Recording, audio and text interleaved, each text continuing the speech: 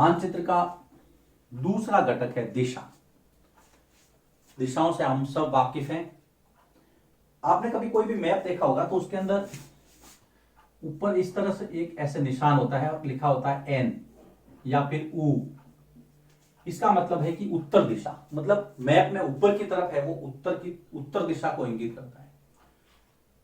दूसरा घटक दिशा, उसमें हम शुरू कर रहे हैं ऊपर की तरफ तीर का निशान। मानचित्र में कोई भी नक्शा होगा, मानचित्र में ऊपर की तरफ तीर का निशान, मानचित्र में ऊपर की तरफ तीर का निशान किसको दर्शाता है? उत्तर दिशा को दर्शाता है। ये बात आप पता रखेंगे। कोई भी मैप हम लेते हैं तो उसके अंदर आप कोई भी मैप देख लेना, उसमें ऊपर एक तीर का निशान लगा होगा, इसका मतलब है उत्तर। और दिशाओं के बारे में तो आप शुरू से ही पढ़ते आ रहे हैं। एक बार हम थोड़ा सा देख लेते हैं। यहां पर ये मैंने चार, ऊपर की तरफ हमेशा नॉर्थ होगा तो उसके नीचे साउथ होगा, इस तरफ लेफ्ट साइड में वेस्ट होगा तो इस तरफ ईस्ट होगा। हिंदी में अगर मैं लिखूं तो उत्तर, नीचे की तरफ आपके दक्षिण, इधर है आपके पश्चिम, गुजरात की तरफ। भारत के नक्शे की बात करूं तो अरुणाचल प्रदेश की तरफ है आपके पूर्व दिशा। अब देखिए, चार मुख्य दिशाएं हैं, इसलिए यहां पर एक फैक्ट निकलता है। चार प्रमुख दिशाओं या मुख्य दिशाओं को, चार प्रमुख दिशाओं जिसका आप नाम लिख सकते हैं, उत्तर, दक्षिण, पूर्व तथा पश्चिम। ये जो चार मुख्य दिशाएं हैं बेटा, उत्तर दक्षिण पूर्व और पश्चिम को प्रधान दिक्बिंदु कहते हैं। क्या कहेंगे? प्रधान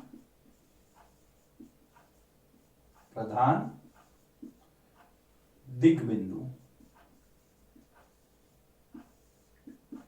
याद रखना, ये एग्जाम के अंदर क्वेश्चन आता है। प्रधान दिक्बिंदु से आप क्या समझते हैं? तो चारों जो मुख्य दिशाएं हैं, न्यूज जिसको बोलते हैं, आप न्यूज देखते हैं हम, north east west south, news समाचार, तो ये है प्रधान दिक्बिंदु। इसके अलावा इन चारों के जो बीच की दिशाएं हैं उसको मिलाकर के 8 दिशाएं होती। अब बीच की दिशाएं कौन सी है? देखो, उत्तर और पश्चिम, तो यहां पर हम लिखेंगे उत्तर पश्चिम। फिर ये है उत्तर पूर्व। फिर ये है आपके दक्षिण पश्चिम, तो दक्षिण पश्चिम। फिर यहां पर है आपके दक्षिण पूर्व। तो देखिए, चार अन्य दिशाएं कौन सी होगी? चार अन्य या बीच की दिशाएं। तो यहां पर भी आपको कंफ्यूज नहीं होना है, चित्र की हेल्प से आपको समझ में आ जाएगा। देखिए, पहली कौन सी है? उत्तर पश्चिम। उत्तर पश्चिम, जिसको आपने क्या कहा था? उत्तर मतलब नॉर्थ, पश्चिम मतलब वेस्ट, NW। दूसरी उत्तर पूर्व। उत्तर पूर्व जहां पर 7 सिस्टर्स हैं, आपके सातों राज्य स्थित है भारत के, पूर्वोत्तर राज्य भी कहते हैं उनको। उत्तर पूर्व, तो उत्तर और ये पूर्व। फिर तीसरी दक्षिण पश्चिम, तो दक्षिण और पश्चिम। दक्षिण की तरफ देखिए आप, तीसरी है आपके दक्षिण पश्चिम, ये दक्षिण और ये पश्चिम। चौथी दक्षिण पूर्व। तो ये चार बीच की दिशाएं हैं, इनको भी आपको पता रखना है। दक्षिण पूर्व, ये है आपके दक्षिण, ये है पूर्व। ओके, ये है चौथा दिशा। अब दिशा ज्ञात करने का एक यंत्र होता है जिसको हम कहते हैं दिक् सूचक।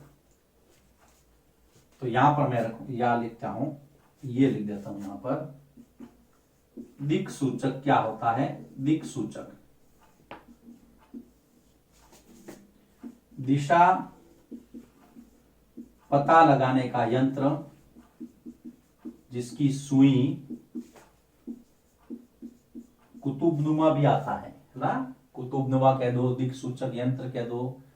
इसकी सहायता से मुख्य दिशाओं का पता लगा सकते हैं। इसकी चुंबकीय सुई हमेशा उत्तर दक्षिण दिशा में रहती है। इसकी चुंबकीय सुई सदैव किस तरफ रहती है? उत्तर दक्षिण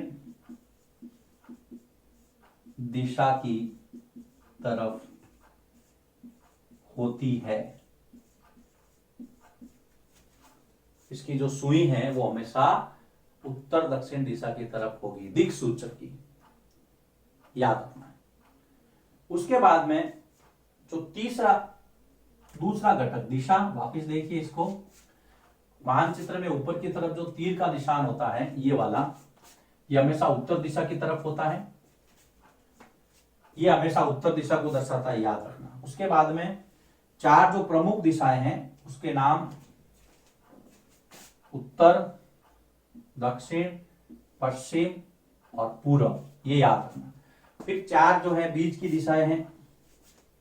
ये जो 4 मुख्य दिशाएं उनको कहते हैं प्रधान दिक् बिंदु। फिर 4 बीच की दिशाएं, तो 8 दिशाएं हो गई। आपको 8 के बारे में पता रखना है।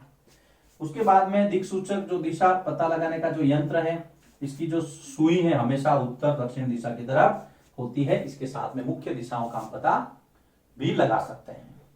फिर है तीसरा, जो मानचित्र का जो तीसरा घटक है बेटा, वो है प्रतीक, सिंबल, प्रतीक।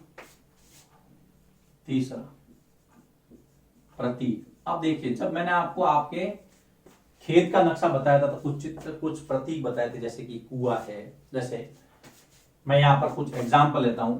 ये मान लीजिए कहीं पे ऐसा लिखा होता है, कहीं पर ऐसा पुल लगा होता है, कहीं पर ऐसा होता है, रेलवे लाइन होती है ना, कहीं पर ऐसे इस तरह से ये होता है, मंदिर का निशान होता है। तो ये बहुत सारी चीजें होती है। कहीं पर आपको इस तरह से ये ऐसे जलाशय टाइप नजर आएगा। बहुत सारे ऐसे प्रतीक चिन्ह होते हैं जिससे पता चलता है कि यहां पर क्या है। प्रतीक चिन्हों की विशेषता होती है, कम में बहुत जानकारी ज्यादा दे देते हैं। एक तो जगह कम घेरते हैं, हमें समझ में आ जाता है कि हाँ यहाँ पर क्या है। तो और इसके बारे में अंतरराष्ट्रीय मान्यता सेम होती है। हिंदुस्तान में मंदिर ये है तो कहीं भी दूसरे मैप में भी मंदिर इसी तरह से दर्शाएंगे। अंतरराष्ट्रीय मान्यता है, सभी जगह इनका कॉमन यूज है।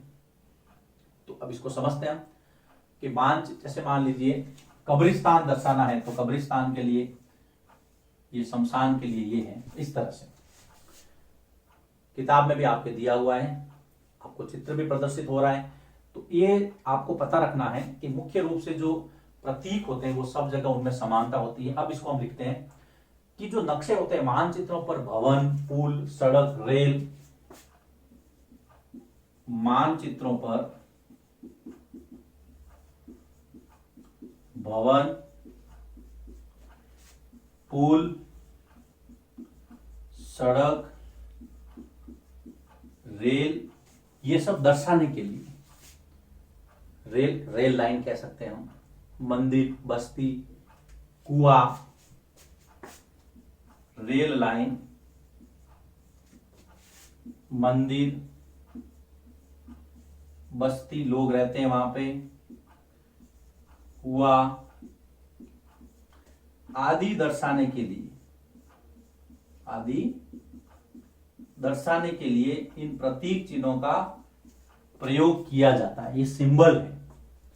आदि को दर्शाने के लिए कोई अक्षर होगा, रेखा होगी, रंग होगी, छाया के लिए निश्चित अक्षर, रंग,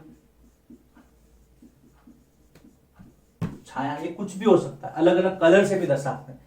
रेखा भी हो सकती है, रेखाएं आदि का उपयोग किया जाता है। आदि का उपयोग किया जाता है जिसे प्रतीक कहते हैं, जिसे प्रतीक कहते हैं, याद रखना। एग्जाम में आ जाए कि प्रतीक किसे कहते हैं, एग्जाम्पल दीजिए तो एग्जाम्पल भी देना है आपको। इस तरह से आपको इसको समझना है।